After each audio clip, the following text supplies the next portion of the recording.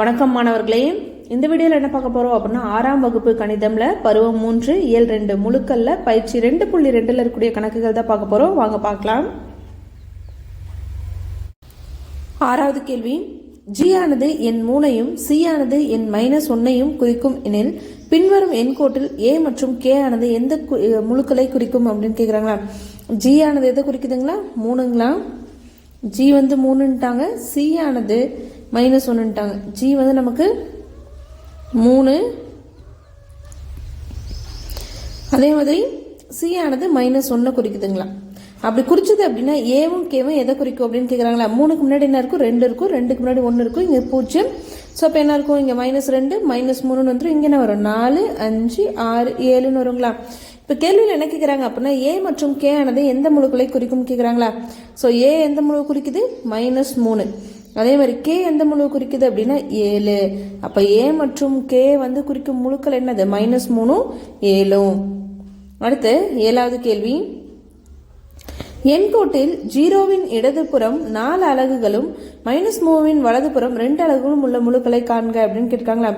0வின் இடதுபுறத்தில் 4 அலகுகள் தொலைவு இல்லைங்களா. அப்போ 0வது இடதுபுறம் 1 அலகு, 2 அலகு, 3 அலகு, 4 அலகு. அப்போ என்ன இருக்கு? -4 இருக்கு. இன்னொரு கேள்வி என்ன கேட்டிருக்காங்க அப்படின்னா -3ன் வலதுபுறம், -3ஓட வலதுபுறம்னா இந்த பக்கம். அப்போ -3ல் எத்தனை? 2 அலகுகள். அப்போ 1 2 என்ன இருக்கு அப்படின்னா -1 இருக்கு. அப்போ 0வின் இடதுபுறம் 4 அலகுகள் அப்படிங்கும்போது நமக்கு -4ன்னு விடை கிடைக்குது. -3ன் வலதுபுறத்தில் 2 அலகுகள் அப்படிங்கும்போது -1ன்னு கிடைக்குது. அப்போ இந்த கேள்விக்கான விடை -4 -1 தான் விடை. அடுத்தது மேற்சிந்தனை கணக்குகள். அல்ல முதல் கேள்வி, முழுக்கள் தொகுப்பில் மிக சிறிய எண் மற்றும் மிகப்பெரிய எண் உள்ளதா? காரணம் கூறுக அப்படின்னு கொடுத்துருக்காங்களா. ஸோ முழுக்கள் எண் கோடு அப்படின்னு நம்ம வரைஞ்சோன்னா என்ன சொல்கிறோம்? நமக்கு தேவையானது என்ன பண்ணுறோம்? இந்தாண்டி ஏரோ மார்க், இந்தாண்டி ஒரு ஏரோ மார்க் போட்டுருக்கோங்களா. அப்படின்னு என்ன அர்த்தம் அப்படின்னா அது போய்கிட்டே இருக்கு அப்படின்னு அர்த்தம். நம்ம கொஷினுக்கு தகுந்தாற் போல என்ன பண்ணுவோம்? ஒரு சில சம்மில் +3 -3 வரைக்கும் வருவோம், ஒரு சில சம்மில் +7 -7 வரைக்கும் வருவோம், ஒரு சில சம்மில் என்ன பண்ணுவோம்? 14 +14 -14ன்னு வருவோம். அப்படி என்ன இருக்கு? இந்த பக்கமும் நமக்கு போய்கிட்டே இருக்கு, என்ன இருக்கு? இடதுபுறமும் நமக்கு போய்கிட்டே இருக்கு. அப்ப எண் கோட்ல எது சிறுசு எது பெருசுன்னு சொல்ல முடியாது, ஏன்னா அதுக்கு முடிவே கிடையாது இல்லைங்களா. அப்போ வந்து என்ன சொல்லலாம் அப்படின்னா இதுல வந்து மிக சிறிய எண் மிகப்பெரிய எண் என்ன பண்ண முடியாது? கண்டுபிடிக்க முடியாது. முழுக்கள் தொகுப்பில்ட்டாங்களா. முழுக்கள்னா 0 1 2 அப்படின்னு இந்த பக்கமும் போய்கிட்டே இருக்கும், -1 -2 என்ன ஆகும்? இந்த பக்கமும் போய்கிட்டே இருக்கும். அப்படி போய்கிட்டே இருக்கனால இதுல மிக சிறிய எண் மிகப்பெரிய எண் என்ன பண்ண முடியாது? கண்டுபிடிக்க முடியாது. அப்போ உள்ளதா அப்படின்னு கேட்டிருக்காங்க. இல்லை, கிடையாது. ஏன் அப்படின்னா எண் கோட்டினை என்ன பண்ணலாம்? ரெண்டு புறமும் போய்கிட்டே இருக்கும், இருபுறமும் காரணம் கூறுகன்னு சொல்லியிருக்காங்களா. எதனால? இல்லை, மிக சிறிய எண் மிகப்பெரிய எண் எதுவுமே இல்லை, அது போய்கிட்டே இருக்கு. எண் கோட்டில் இருபுறமும் முடிவின்றி 10 வரைக்கும் தான் வரையணும், 20 வரைக்கும் தான் வரையணுங்கிறது கிடையாது. எவ்வளோ வேணாலும் என்ன பண்ணிக்கலாம்? வரைஞ்சிக்கலாம். அதனால முடிவின்றி விரிவாக்கம் செய்யலாம். செய்யறதுனால என்ன சொல்லலாம்? இதுலேருந்து மிக சிறிய எண்ணும் மிகப்பெரிய எண்ணும் என்பதை காண இயலாது. மிகப்பெரிய எண் எனவே மிக சிறிய மிகப்பெரிய எண் என்ன பண்ண முடியாது? காண இயலாது. இருபுறம் என்ன ஆயிட்டு இருக்கு? முடிவில்லாமல் போயிட்டே இருக்கிறனால நமக்கு என்ன முடியாது?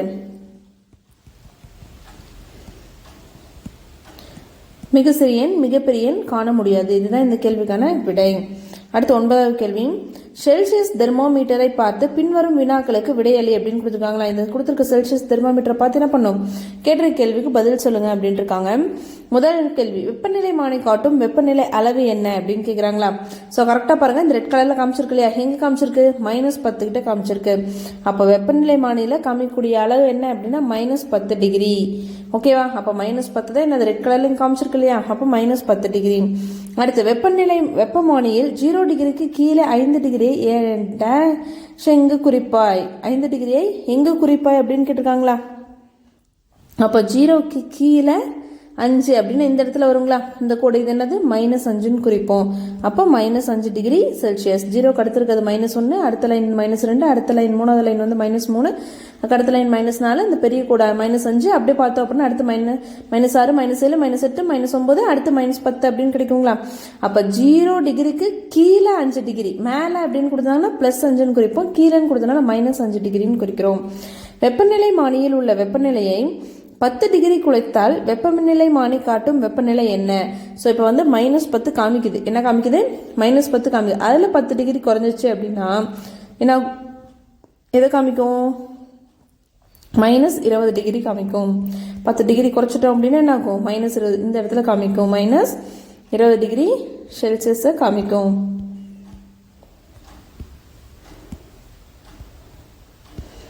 அடுத்த 4வது கேள்வி.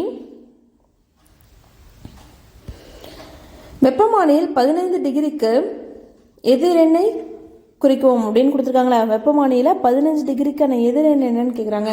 நமக்கு தெரியும் 15 டிகிரி அப்படின்னா அதோட எதிரெண் என்னவா இருக்கும்? -15 டிகிரி செல்சியஸாக இருக்கும். எதிரெண் அப்படின்னா ப்ளஸ்ல இருந்தால் மைனஸ்ல எழுதும், மைனஸ்ல இருந்தால் ப்ளஸ் எழுதும். அப்போ கொஸ்டினில் 15 டிகிரின்னு ப்ளஸ்ல கொடுத்தோம்னா நமக்கு என்ன வரும்? -15 டிகிரி அப்படின்னு வரும். அடுத்து 10வது கேள்வி. PQR மற்றும் S ஆகியவை ஒரு எண்கோட்டில் உள்ள 4 வெவ்வேறு முழுக்களை குறிக்கும் அப்படின்னு கொடுத்துட்டாங்களா. PQRS அப்படிங்கிறது ஒரு எண்கோட்டில் 4 வெவ்வேறு முழுக்களை குறிக்குது அப்படின்ட்டாங்க. ஓகேங்களா, என்ன வேணாலும் இருக்கலாம். பின்வரும் குறிகளை பயன்படுத்தி இந்த முழுக்களை கண்டு அவற்றை ஏறு வரிசையில் எழுதுக அப்படின்னு கொடுத்துருக்காங்களா. இந்த PQRSக்கு என்ன மதிப்புன்னெலாம் கொடுக்கல, 1, 2, -1, -2 கொடுக்கல. கீழே வந்து என்ன கொடுத்துருக்காங்க? 4 கேள்வி கொடுத்துருக்காங்க. இதை வச்சு இதை என்ன பண்ணுமா? ஏறு வரிசையில் எழுத சொல்கிறாங்க. ஃபர்ஸ்ட் குறிப்பு என்ன அப்படின்னா எஸ் ஆனது கொடுக்கப்பட்ட முழுக்களில் மிக சிறியது அப்படின்னு கொடுத்துட்டாங்களா. ஏறு வரிசை அப்படின்னா சின்னதுலேருந்து பெருசு எழுதுவோம். என்ன பண்ணுவோம்? ஏறு வரிசை அப்படின்னா சின்னதுலேருந்து பெருசு. இப்போ முதல் ஆப்ஷனில் என்ன கொடுத்துருக்காங்க அப்படின்னா எஸ் ஆனது கொடுக்கப்பட்ட முழுக்களில் மிக சிறியது அப்படின்ட்டாங்க. அப்போ இருக்கிறதுல என்னது? இங்கே இருக்க 4 முழுக்கள்லையும் ரொம்ப சின்னதுன்னா எஸ். அப்போ அதுதான் முதல்ல வருங்களா. அடுத்த கேள்வியானது ஆறானது மிக சிறிய மிகை முழு ஆகும். ஆறு அப்படிங்கிறதுனா முழுல மிகை முழு அப்படின்ட்டாங்க. இதில் எத்தனை குறை முழு எத்தனை மிகை முழுன்னு தெரியாது. அதனால கொஞ்சம் கேப்பிட்டு என்ன பண்ணுறோம்? 6 வரைஞ்சிக்கிறோம். போட்டுக்கிறோங்களா. ஸோ ஃபஸ்ட்டு எஸ்ங்கிறது மிக சிறியதுன்ட்டாங்க, ஃபஸ்ட்டு போட்டுக்கிறோம். ஆறானது மிக சிறிய மிகை முழு அப்படின்ட்டாங்க. மிகை முழு அப்படின்னா ப்ளஸில் வரக்கூடியது 1, 2, 3 அப்படின்னா ப்ளஸில் வரக்கூடியது மிக சிறியதுன்ட்டாங்க. அப்போ என்ன பண்ணுறோம்? கொஞ்சம் கேப்பிட்டு ஆர் போட்டுக்கிறோம். முழுக்கள் பி மற்றும் எஸ் ஆனது 0விலிருந்து சம தொலைவில் உள்ளன. பியும் எஸ் என்ன சொல்கிறாங்க? 0விலிருந்து சம தொலைவில் உள்ளது அப்படின்ட்டாங்க. நம்ம ஃபஸ்ட்டு என்ன பண்ணுறோம் அப்படின்னா இங்கே 0 போட்டுக்கிறோம். என்ன போட்டுக்கிறோம்? 0. ஸோ எப்படி போடுறோம் பாருங்கள். ஆர் அப்படிங்கிறது மிகை முழு, இது மிகை முழு மிக சிறியது அப்படின்னா என்னது? 1 இருக்கலாம், 2 இருக்கலாம், 3 இருக்கலாம். அப்போ நடுவில் என்ன வரும்? நமக்கு 0 வருங்களா. இங்கே என்ன வரும்? 0 வரும். இப்போது முழுக்கள் பி மற்றும் எஸ் ஆனது 0விலிருந்து என்ன சொல்கிறாங்க? 0விலிருந்து சம தூரத்தில் உள்ளன அப்படின்னு கொடுத்துட்டாங்களா. அப்போது இங்கே பி வருமா? இங்கே என்ன வரும்? பி வரும். அப்போது இங்கே தான் நமக்கு என்ன வருது? Q வருது. எப்படின்னு சொல்கிறேன்னு புரியுதுங்களா? ஆறானது மிக சிறிய மிக முழுநெல்லாம் இங்கே போட்டோம். முழுக்கள் பி மற்றும் எஸ் ஆனது 0விலிருந்து சம தூரத்தில் உள்ளது அப்படின்னா அப்போ 0விலிருந்து சம தூரத்தில் உள்ளது அப்படின்னா 0விலிருந்து 2 தொலைவில் இந்தாண்ட இருந்துச்சு அப்படின்னா எஸ் என்ன ஆகும்? 2 தொலைவில் இந்தாண்டு இருக்கு. அப்போ இது 2க்கும் நடுவில் என்ன இருக்கணும்? Q இருக்கணுங்களா. 4வது ஆப்ஷன் Q ஆனது முழு ஆரின் இடதுபுறம் 2 அலகுகள், ஒரு அலகுன்னா 0, 2 அலகுகள் தொலைவில் உள்ளது இடதுபுறத்தில் அப்படின்ட்டாங்க. அப்போ கரெக்டு. அப்போ எப்படி வருது? எஸ் Q 0 RPன்னு வருதுங்களா. ஸோ ஏறு வரிசையில் எழுத சொன்னதுன்னா நம்ம என்ன பண்ணுவோம்? இருக்கிறதுலே சின்னது இது இந்த. அப்போது இதோட விடை என்ன அப்படின்னா ஸோ இதுதான் இதோட விடை. S Q <0 P R P தான் விடை. இந்த வீடியோவில் உங்களுக்கு ஏதாவது டவுட் இருந்துச்சு அப்படின்னா கமெண்ட்ல கேளுங்க. தேங்க்ஸ் ஃபார் வாட்சிங்.